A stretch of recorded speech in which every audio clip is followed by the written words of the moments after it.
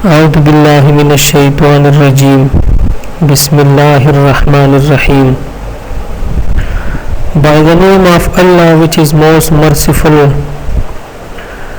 Dear student of second semester physics department, Assalamu alaikum. Dear student, आज हम एक नया टॉपिक शुरू करेंगे, line integral in plane. Plane mean के इसमें दो वेरिएबल होंगे x एंड y।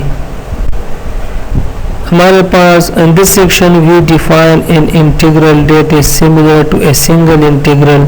तो लाइन इंटीग्रल सिंगल इंटीग्रल के बिल्कुल सिमिलर है, except that instead of integrating over an interval a b we integrate over a curve c। तो simple जो इंटीग्रल है जो हमने सेकंड ईयर में पढ़ा है और लाइन इंटीग्रल में बेसिक फ़र्क क्या है। तो अगर सिंगल इंटीग्रल वो इंटीग्रल है जिसमें से हम पॉइंट x एक्सिस किसी इंटरवल से लेते हैं, मीन के उसके जो पॉइंट होते हैं वो x एक्सिस से हम लेते हैं। लेकिन लाइन इंटीग्रल के लिए जो लिमिट होते हैं, जो पॉइंट होते हैं, वो किसी लाइन से हम लेंगे। सपोज एक लाइन या कर्व सी है और उससे हम कोई जो लोअर लिमिट और अपर लिमिट है वो हम इस कर्व से ले लें, तो इस टाइप ऑफ इंटीग्रल को हम कहेंगे line integral. Such integral are called line integral. They were invented in the early 19th century. तो ये 19 सदी में जो है ना इन्वेंट हुआ है टू सॉल्व प्रॉब्लम। ये हम किस टाइप ऑफ प्रॉब्लम इससे हम सॉल्व करते हैं, इन्वॉल्विंग फ्लूइड फ्लो। जो जब कोई फ्लूइड फ्लो करता है तो हम उसको जो है ना इसके ज़रिए फाइंड कर सकते हैं किसी फोर्सेस को, इलेक्ट्रिसिटीज़ को एंड मैग्नेटिज्म को। तो हम जो है ना इस टाइप ऑफ फिजिकल प्रॉब्लम जो है वो लाइन इंटीग्रल से सॉल्व कर सकते हैं। We start with a plane curve C. तो हमारे पास प्लेन मीन केस में दो वेरिएबल होंगे x और y। कोई सा कर्व होगा उसका पैरामीट्रिक फॉर्म में होगा। पैरामीट्रिक मीन के x और y को हम एक्सप्रेस करें another variable. Parametric equation mean के एक्स वाई वेरिएबल को हम एक्सप्रेस करें इन थर्ड वेरिएबल, तो इस टाइप ऑफ इक्वेशन को हम पैरामीट्रिक इक्वेशन कहते हैं। Suppose x is equal to x t mean के एक्स एक ऐसा वेरिएबल है जिसमें मज़ीद डिपेंड कर रहा है एक थर्ड वेरिएबल पर, सपोज वो t है, थीटा है, जो भी है। और y भी जो है एक वेरिएबल है जो डिपेंड करेगा एक थर्ड वेरिएबल, सपोज यहाँ पर t मेंशन है। और t का जो बाउंड्री है सपोज वो a और b के दरमियान है। By the vector equation r t x t i plus y t j and we assume that C. तो ये फार्मूला आप याद रखें, लाइन इंटीग्रल के लिए हम ये फार्मूला यूज़ करेंगे। इंटीग्रल सी मीन के integral over a curve c हम लेंगे। एफ ऑफ एक्स वाई ऐसा फंक्शन जिसमें दो वेरिएबल होंगे, d s with respect to हम इसका विद रिस्पेक्ट टू सरफेस इसका हम इंटीग्रेशन फाइंड करेंगे। तो फार्मूला है a to b f of x of t y t mean के function f of x y में गिवन होगा। हम इसको पैरामीट्रिक मीन के उसको हम एक थर्ड वेरिएबल में लिखेंगे इस फंक्शन को, और d x by d t whole square plus d y by d t whole square under root d t. तो ये लाइन इंटीग्रल सॉल्व करने के लिए फार्मूला है।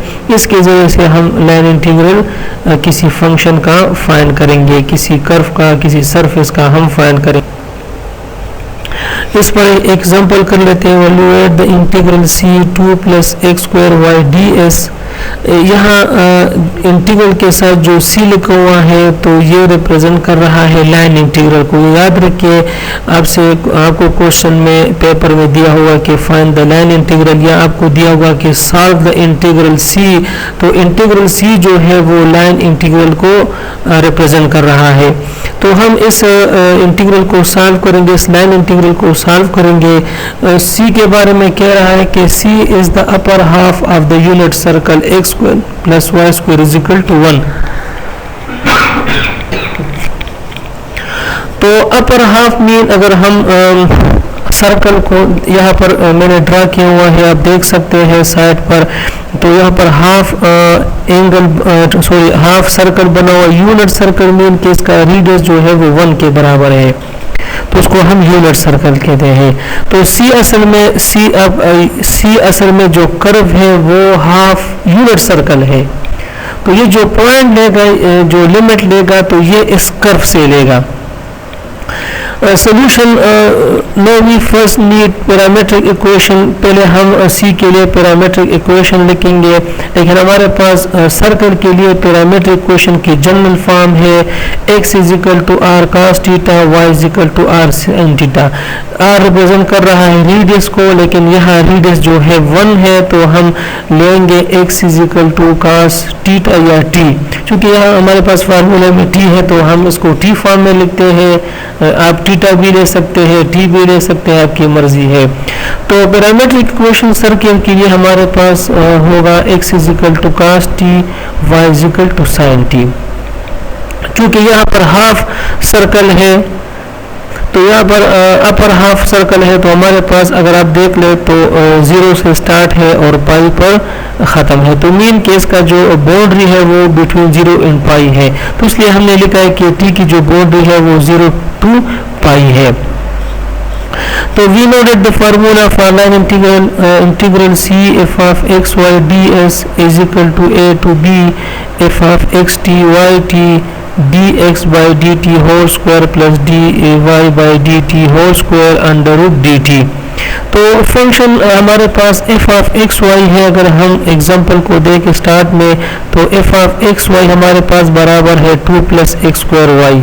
यहाँ हम x की जगह पैरामीट्रिक फॉर्म पुट करेंगे, यहाँ x की जगह cos t पुट करेंगे, y की जगह sin t पुट करेंगे। तो f of x t y t की वैल्यू हमारे पास है 2 plus cos t whole square into sine t. अब हम x का with respect to t derivative मालूम करेंगे और y का with respect to t derivative find करेंगे। तो x हमारे पास कास t है, इसका हम derivative with respect to t लेंगे, तो कास का डेरिवेटिव माइनस साइन t। इस तरह y हमारे पास sin t के बराबर है, हम dy by d T find करेंगे, क्योंकि इक्वेशन 1 में वहाँ पर dx बाई डी टी है और dy बाई डी टी है। तो इसका हम अगर dy by d T find करेंगे तो हमारे पास sin का डेरिवेटिव है cos t, और a की वैल्यू यहाँ पर 0 है, b की वैल्यू पाई है, ये हमारे पास वो बाउंड्री है। अब हमारे पास इक्वेशन 1 है जो हमने लिखी हुई है पिछले स्लाइड पर, डिफिनेशन भी है कि c f of x y d s is equal to a to b into so one. तो ए की जगह हम 0 पुट करेंगे, बी की जगह पाई पुट करेंगे, f of x t y t हम पुट करेंगे 2 plus cos square t sine t, d x by d t की जगह हम माइनस साइन टी पुट करेंगे होल स्क्वायर अपनी जगह पर, plus d y by d t की जगह हम कास टी पुट करेंगे होल स्क्वायर अपनी जगह पर। तो sine square plus cos square 1 के बराबर होता है। तो हम फर्स्ट का भी इंटीग्रल लेंगे, सेकंड का भी इंटीग्रल लेंगे। हाँ, तो यहाँ नीचे अगर हम देख लें तो 1 का integral with respect to t जो है वो t है, लिमिट को हम इन द एंड लिखेंगे। यहाँ पर हमारे पास रूल 2 है।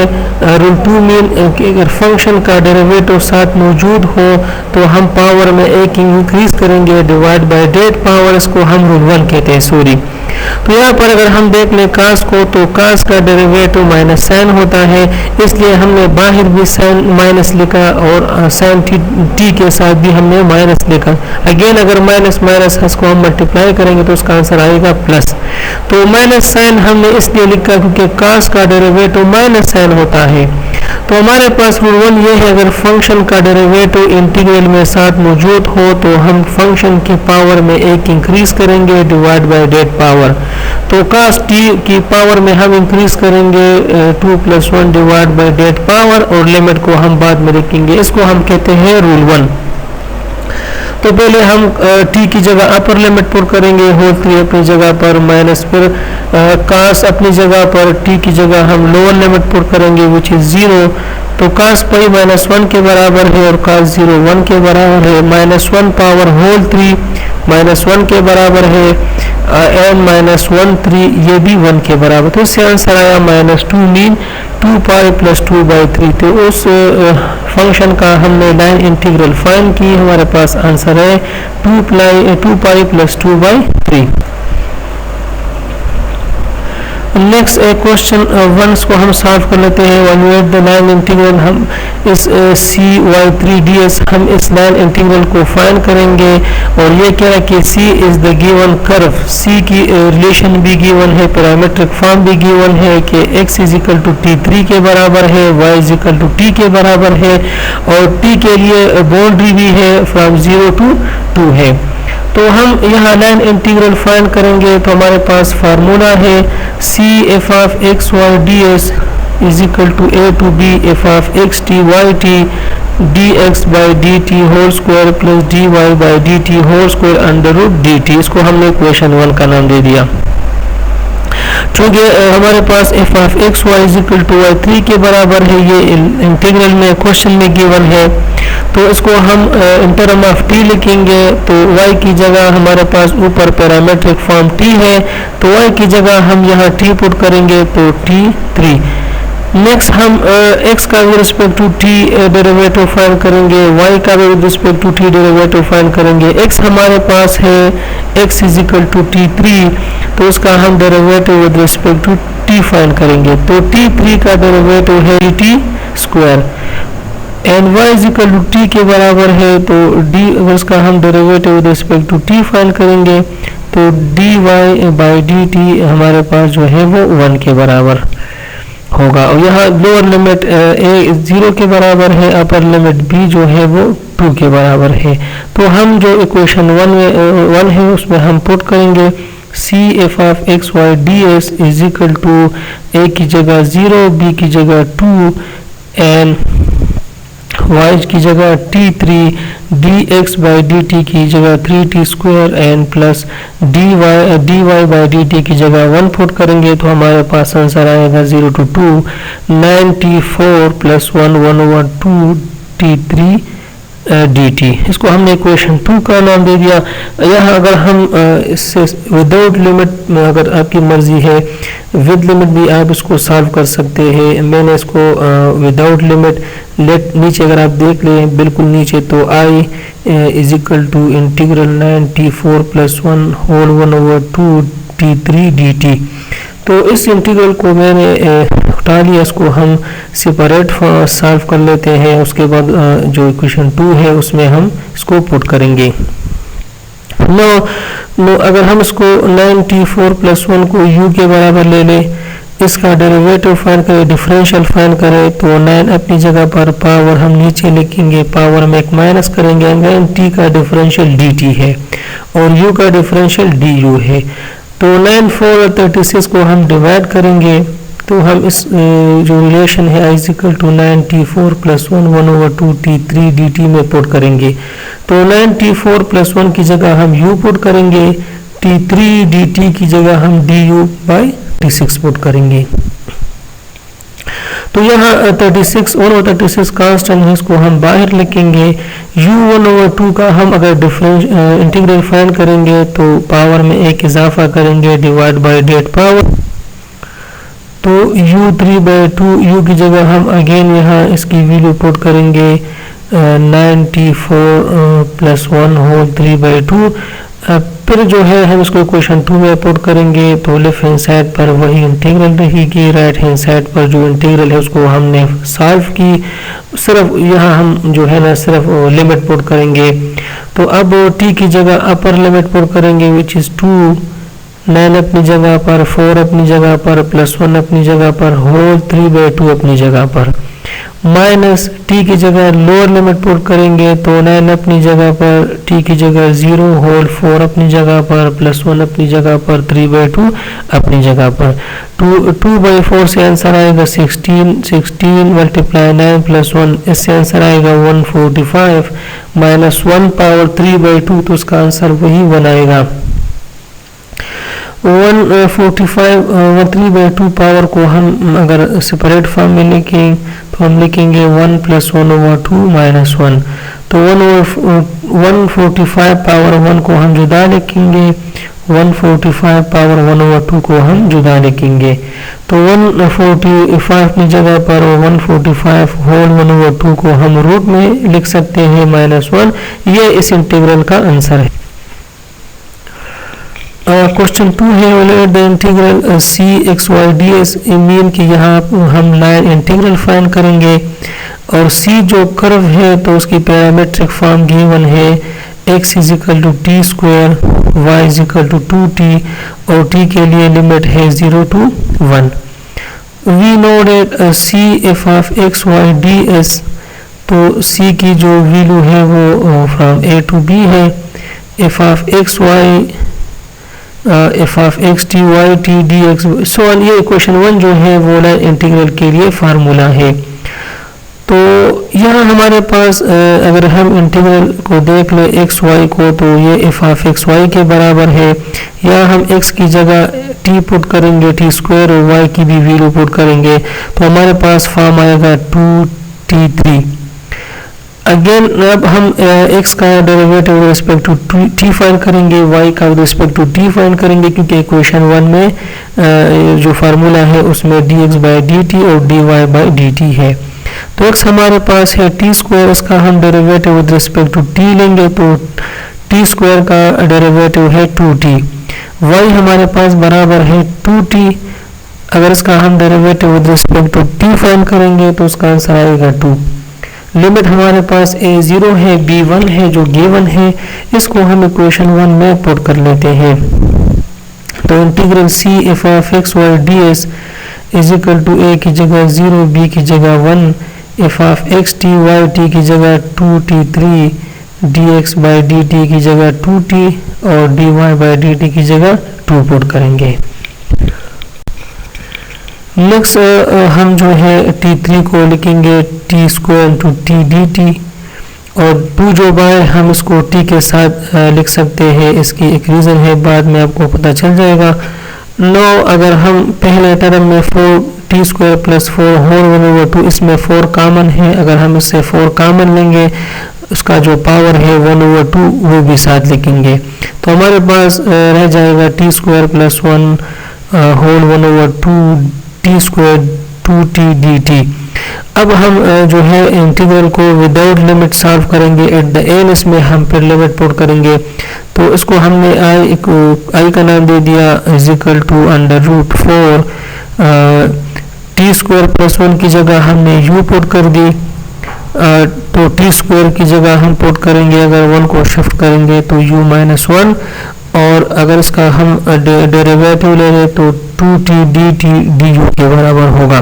तो इसमें हम पुट कर लेते हैं √4 2 के बराबर है। इंटीग्रल t² + 1 की जगह हमने u पुट कर दी, 1/2 अपनी जगह पर, t² की जगह हमने पुट कर दी u - 1 और 2t dt की जगह हमने du पुट कर दी। बाहर u1/2 को हम फिर u के साथ मल्टीप्लाई करेंगे तो u3/2 माइनस u1/2 को 1 के साथ मल्टीप्लाई करेंगे तो u1/2 du। हम u3/2 का जुदा इंटीग्रल लेंगे, u1/2 का जुदा लेंगे।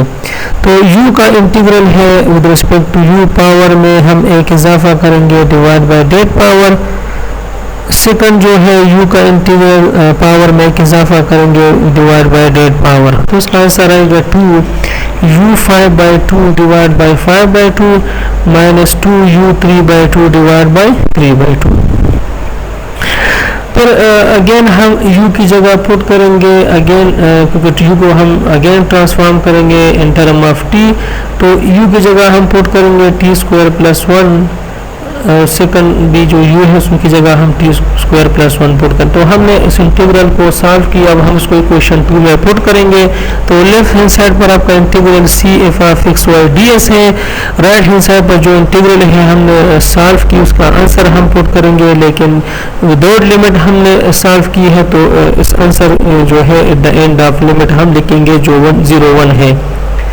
तो t की जगह अपर लिमिट पुट करेंगे वो 1 के बराबर है, +1 अपनी जगह पर, होल 5/2 अपनी जगह पर, माइनस t की जगह लोअर लिमिट पुट करेंगे वो है 0 होल स्क्वायर अपनी जगह पर, +1 अपनी जगह पर, होल 5/2 अपनी जगह पर, -3/4/3।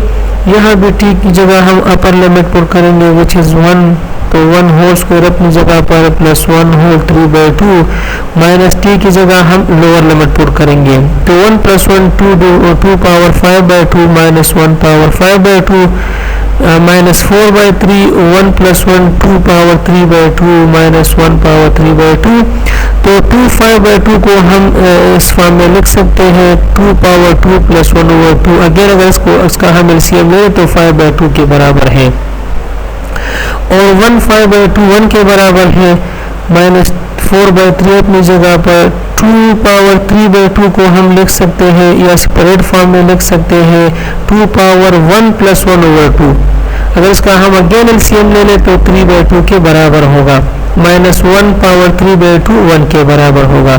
2 पावर 2 को हम जुदा लिखेंगे, 2 पावर 1/2 को हम जुदा लिखेंगे। ये बेसिक रूल है मैथमेटिक्स के, बेस सेम पावर एज, ये वही रूल है। तो यहाँ 2 पावर 2 4 के बराबर है, 2 पावर 1/2 √2 के बराबर है, -4/3 2 अपनी जगह पर, 2 पावर 1/2 √2 के बराबर है, -1 इंटीग्रल CF(x(y)ds जो बाहर नंबर है वो हम मल्टीप्लाई करेंगे।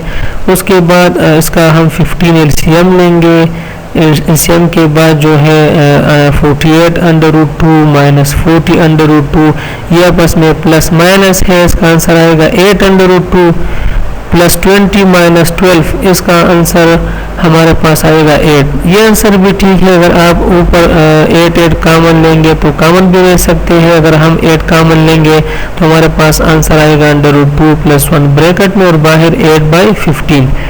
तो हमने सरफेस की जो इक्वेशन गिवन थी उसका हमने लाइन इंटीग्रल फाइंड की। यह होमवर्क है, आप ये लाइन इंटीग्रल फाइंड करोगे CX/DS का जो फार्मूला हमने लिखा है उसकी मदद से आप इसको सॉल्व करेंगे। C कर्व जो है उसकी पैरामीट्रिक फॉर्म गिवन है, x = t, y = t, और t के लिए बाउंड्री भी है फ्रॉम 1 to 2।